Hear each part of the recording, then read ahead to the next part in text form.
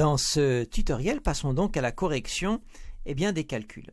Alors, l'idée c'est que ici la commission doit être le chiffre d'affaires multiplié par les 4%. Alors, je vais commencer une première méthode qui n'est pas la bonne, vous allez voir pourquoi. Je vais faire le chiffre d'affaires, donc j'ai mis égal pour faire le calcul. Je prends le chiffre d'affaires que je multiplie par 4%.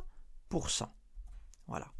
Alors, si je fais cela, ça va très bien fonctionner et on aura bien 4% de tous les chiffres d'affaires. Là, il n'y a aucun souci. Vous avez systématiquement, vous voyez, ce chiffre fois 4%. Ensuite, je me mets là.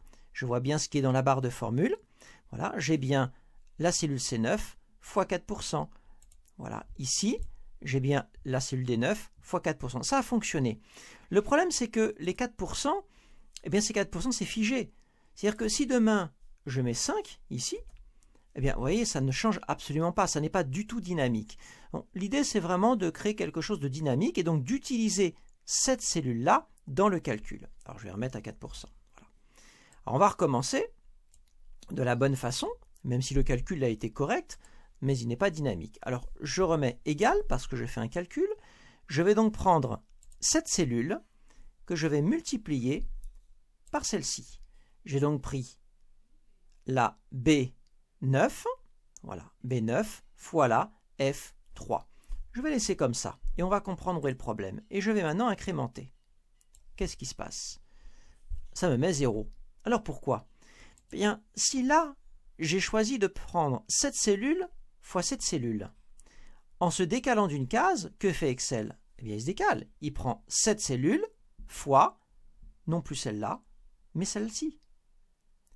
Regardez, dans la barre de formule, j'ai bien C9 fois G3. J'ai bien C9 multiplié par, cette fois, G3. Et quand je me mets ici, j'ai cette fois la D9 multipliée par la H3, etc. etc. C'est-à-dire que Excel va toujours se décaler. Si je me décale d'une case, il va se décaler d'une case, il va prendre le chiffre d'affaires en se décalant, ça c'est correct, mais il va aussi se décaler du pourcentage. Il va prendre celle-ci, celle-ci, celle-ci, celle-ci, etc. D'ailleurs, regardez, là, il y a du texte. C'est pour ça qu'il a mis valeur, parce qu'il ne comprend pas qu'on puisse multiplier un chiffre par du texte. Donc, il faut s'y prendre autrement.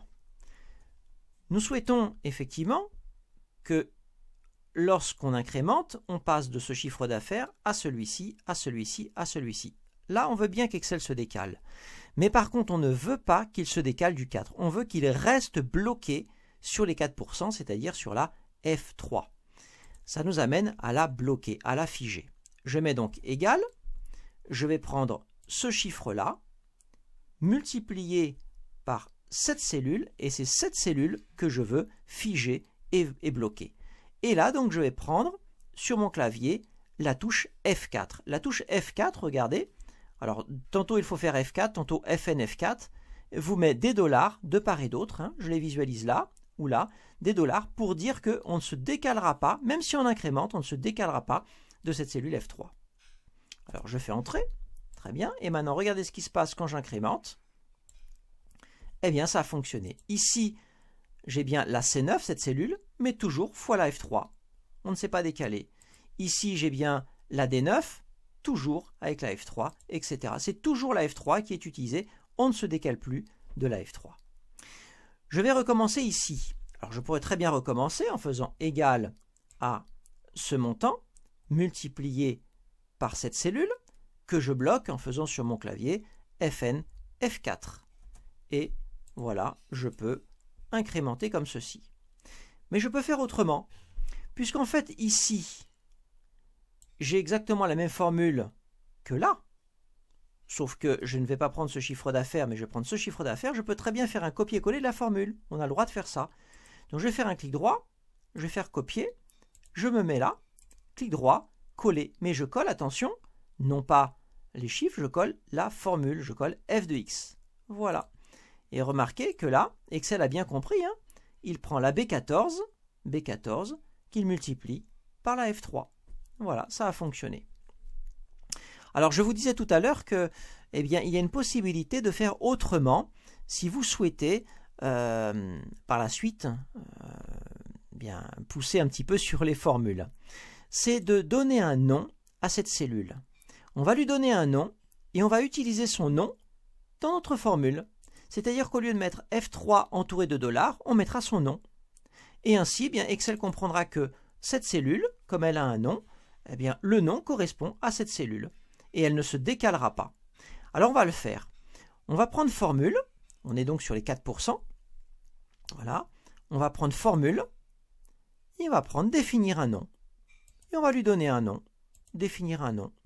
Alors le nom, attention, pas d'espace, pas de caractères spéciaux. Je vais l'appeler pourcentage. Voilà, pourcentage. Voilà. Et je fais OK. Très bien. Eh bien, regardez, maintenant dans cette cellule, je vais enlever le F3 avec les $. Je vais enlever. Et je vais écrire exactement pareil, pourcentage. Vous voyez, c'est reconnu d'ailleurs. Et je fais entrer. Et maintenant, j'incrémente partout. Le mot pourcentage, voilà, ça a bien fonctionné, correspond à cette cellule. Ça a bien fonctionné. Je peux faire pareil ici. Vous voyez ?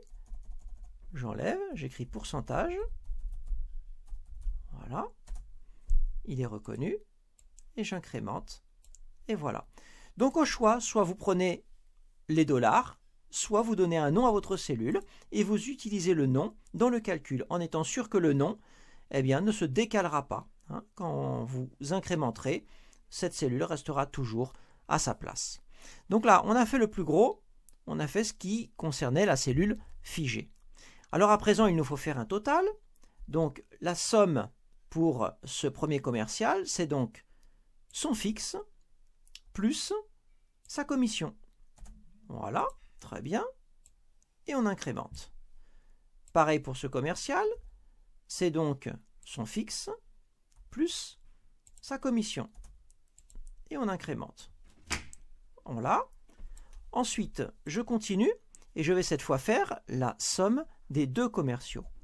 Donc, je prends le total pour le premier commercial plus le total pour le second commercial. Entrée et on continue, on incrémente. Vous remarquez que, donc, on ne fait les calculs que une première fois, puisqu'ensuite on incrémente. Pas besoin de le faire bien, sous chaque colonne. Et à présent, le total au bout de chaque ligne.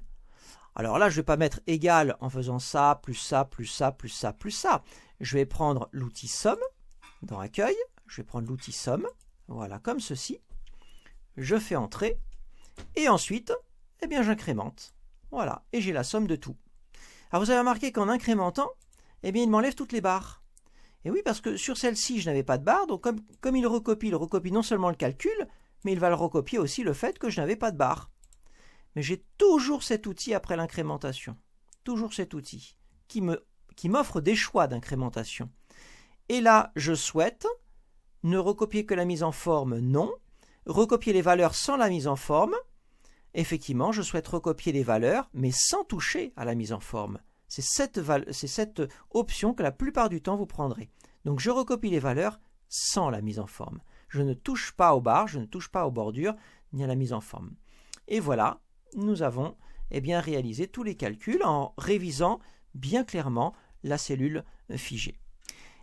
Et bien voilà pour ce point de révision sur un élément absolument incontournable d'Excel.